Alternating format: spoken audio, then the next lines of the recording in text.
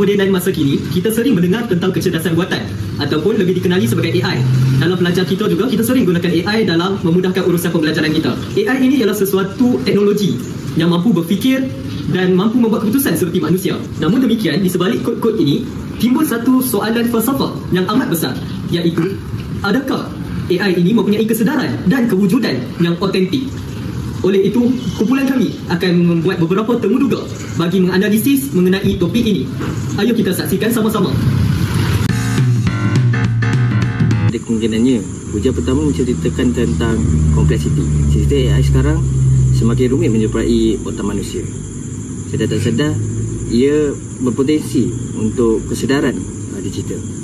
Saya setuju sebab kalau kita tengok AI sekarang dah boleh belajar sendiri dan dia punya sifat pun dah ada sifat autonomi. Ada idea tentang idea sintetik, kesedaran sintetik lah, di mana kalau AI ni melebihi had, rasanya dia boleh mencapai kesedaran tu secara semula jadi. Ya, betul. Dalam falsafah materialisme, kesedaran boleh wujud daripada apa-apa sistem yang cukup kompleks, tak semestinya benda itu hidup. Kita dapat lihat sekarang banyak AI yang bunyinya macam manusia, seolah-olah faham apa yang kita cakap. Jadi pada hari ini saya amat berbangga kerana saya dapat duduk sama-sama para panel kita, iaitu ahli psikologi yang terkenal di Malaysia. Jadi saya lihat di media sosial, para panel kita amat menentang kesedaran AI dan kewujudannya yang autentik. Jadi di sini saya minta panel-panel kita supaya menceritakan hujah mereka mengapa mereka menentang kesedaran AI ini. Silakan panel. Okey, terima kasih kepada moderator kita pada hari ini, kepada rakan sekerja saya. Hujah saya tentang penentangan terhadap AI ini adalah sebab AI ini adalah cuma simulasi.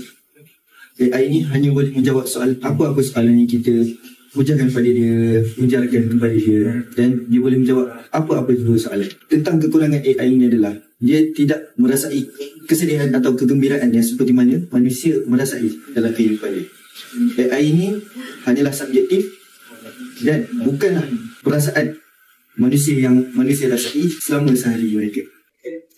Terima kasih. Tepat sekali. Perbezaan utama di antara AI dan juga manusia ini adalah manusia mempunyai kesedaran diri dan juga jiwa.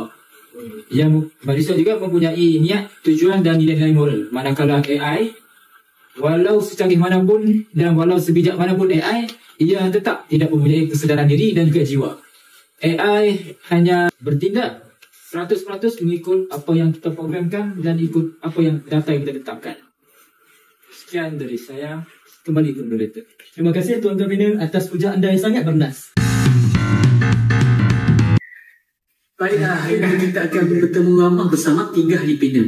Dari pertama, Wakil Majlis Agama Perlis. Yang kedua, penganalisis sosial. Dan ketiga, pakar etika.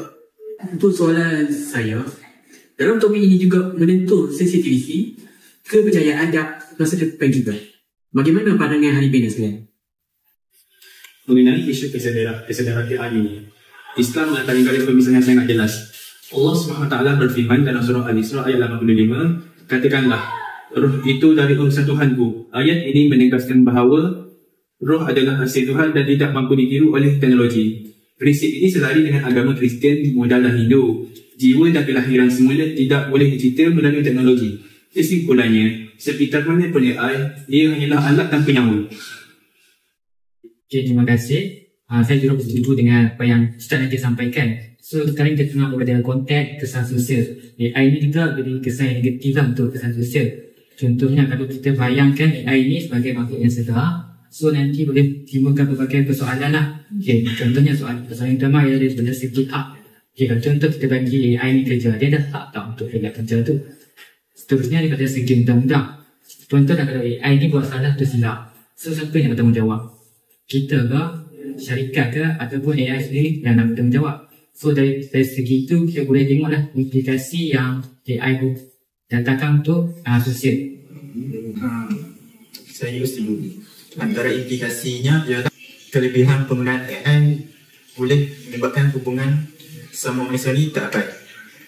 AI mula menjadi tempat meluh emosi dan rakan-rakan kita juga tak baik. Lama kelamaan hubungan di antara manusia dan digital semakin sama. Maklah, terima kasih atas penjelasan itu tadi.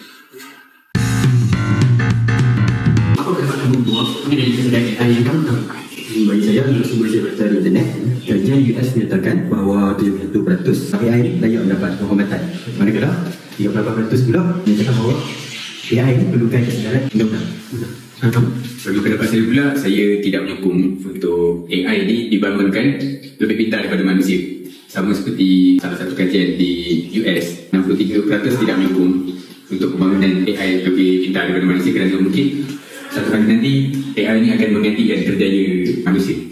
Kesimpulannya, persoalan mengenai adakah AI mempunyai kesedaran yang otentik atau tidak masih belum terjawab sepenuhnya. Namun demikian, kita dapat mengetahui bahawa AI mempunyai data dan algoritma tertentu. Namun, AI masih belum mampu mempunyai pengalaman sendiri. Menurut statistik juga, AI mempunyai kelebihan dan kekurangan yang ketara. Oleh itu, apapun yang berlaku, kita perlu terus memantau supaya AI tidak mengganti nilai manusia dan tidak menghancurkan keharmonian masyarakat. Itu sahaja temubual daripada kumpulan kami. Sekian, terima kasih.